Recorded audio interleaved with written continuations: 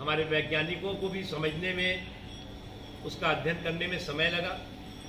लेकिन 1 साल के अंदर हमने इस देश में इस संक्रमण के खात्मे की सुविधाएं और संसाधन की पूरी व्यवस्था की है और लगभग 1 साल के अंदर हमने 2500 से ज़्यादा टेस्टिंग लैब, जहाँ पे एक भी टेस्टिंग लैब नहीं थी, तैयार करी। 35 करोड़ लोगों से ज़्यादा लोगों का टेस्ट हो चुका है और करोड़ों लोगों का टेस्ट प्रतिदिन देश भर में चल रहा है। औसतन 20 से 25 लाख लोगों का टेस्ट हर दिन होता है, जो कि अपने आप में किसी भी देश के लिए ये रिकॉर्ड है। 2 मेड इन इंडिया वैक्सीन है, उसके अलावा कुछ और वैक्सीन विदेशों की भी हमारे यहाँ आ गई हैं, वो भी वैक्सीनेशन का कार्यक्रम हो रहा है। आज मैं देख रहा हूँ कि जो कोरोना डेडिकेटेड बेड थे, हॉस्पिटल थे, वहाँ पर मरीजों की संख्या बहुत कम हुई है। आपने रामपुर में ही देखा होगा कि सिर्फ जो है वो 3 से 4% मरीज ही कोरोना से पीड़ित अस्पतालों में रहते हैं। उसके अलावा जो भी चीज़ें थी, अब ऑक्सीजन था, ऑक्सीजन की एक बहुत बड़ी शुरुआती दौर में किल्लत हुई। MSP,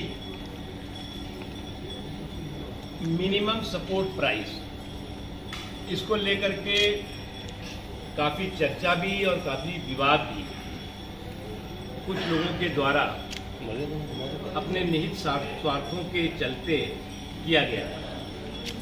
लेकिन श्री नरेंद्र मोदी जी के नेतृत्व वाली सरकार में MSP मिनिमम सपोर्ट प्राइस नहीं बल्कि मैक्सिमम सपोर्ट प्राइस साबित हुआ है। न्यूनतम समर्थन मूल्य नहीं बल्कि अधिकतम समर्थन मूल्य साबित हुआ है। और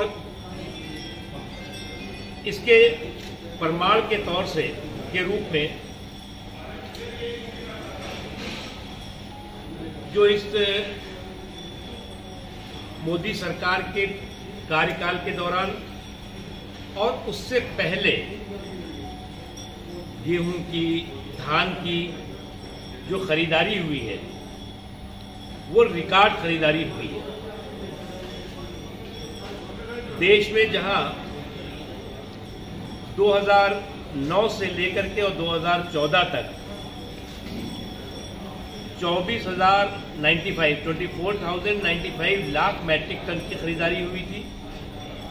वहीं 2014 से लेकर 21 तक MSP के तहत 43,055 लाख 43,055 लाख मैट्रिक टन धान की खरीदारी हुई है, जो अपने आप में देश के इतिहास में रिकॉर्ड है।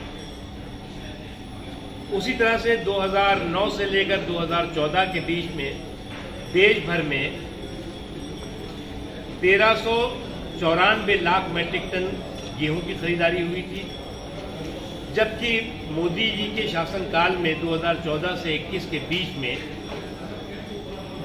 21,088 लाख मैट्रिक टन गेहूं की